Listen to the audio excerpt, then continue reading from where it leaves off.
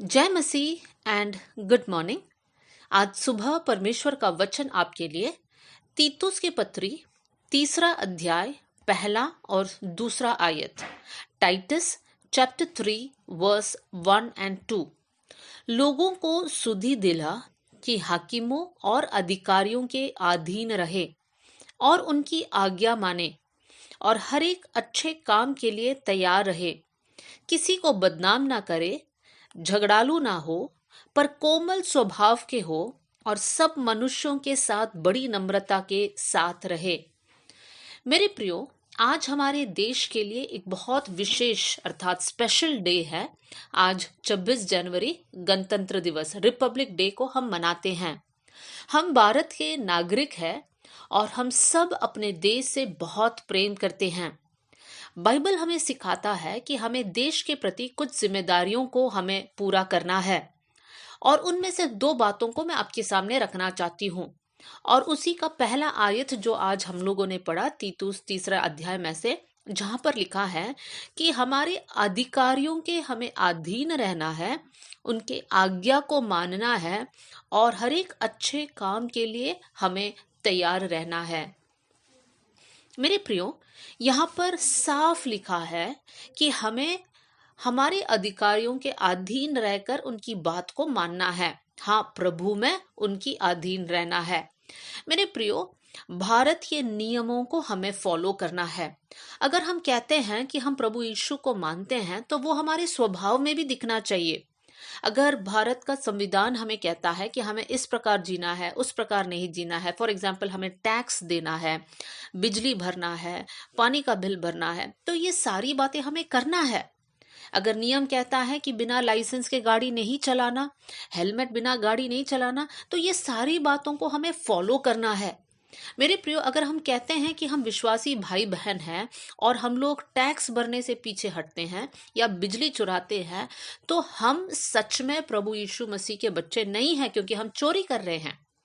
तो वचन के अनुसार सबसे पहली जिम्मेदारी जो हमें देश के प्रति है वो ये है कि हमें अधिकारियों की आज्ञा को मानकर हर एक अच्छे काम के लिए हमें तैयार रहना है।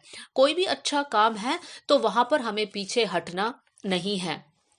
दूसरी रिस्पॉन्सिबिलिटी हमारा क्या है? 1 तिमुथियुस उसका 2 अध्याय और 1 और 2 आयत में पढ़ना चाहती हूँ। अब मैं सबसे पहले ये आग्रह करता हूँ कि विनती और प्रार्थना और निवेदन और धन्यवाद सब मनुष्यों के लिए किया जाए, राजाओं और सब ऊंचे पद वालों के निमित्त, इसलिए कि हम विश्राम और चैन के साथ सारी भक्ति और गंभीरता से जीवन बिताएं। मेरे प्रियो, यहाँ पर लिखा है कि जो लोग अधिकार में हैं, जो लोग उच्च पदवी में हैं, उनके लिए हमें प्रार्थना करना बहुत जरूरी है। बहुत से वक्त हम सोचते हैं, अरे इनको तो हमने चुना नहीं, या फिर उनको हमने चुना। मेरे प्रियो, हो सकता है जो सरकार है वो आपने चुना हो या फिर नहीं भी चुना हो, परमेश्वर ने इस सरकार को हमारे लिए रखा है। तो जरूरी है कि हर दिन हम सरकार के लिए, उच्च पदवी में रहने वाले लोगों के लिए, प्रेसिडेंट, प्राइम मिनिस्टर, हमारे चीफ मिनिस्टर्स के लिए हम हर दिन प्रार्थना करें। हम ये प्रभु से बोले, परमेश्वर हमारे लीडर्स को अब बुद्धि ज्ञान देना, वो लोग सही डिसीजंस ले पाए, वो लोग सही योजनाओं को बना पाए। इस प्रकार हमें प्रार्थना करना बहुत जरूरी है।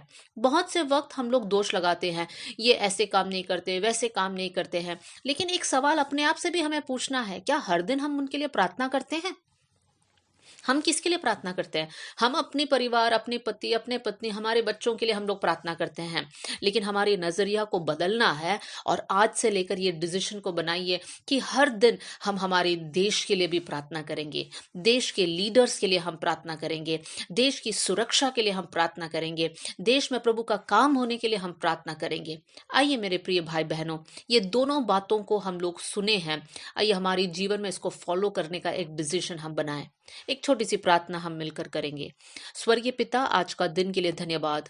प्रभु, आज हमने वचन के द्वारा ये सुना कि हमें हमारे अधिकारियों के अधीन रहना है, उनकी आज्ञा को मानना है।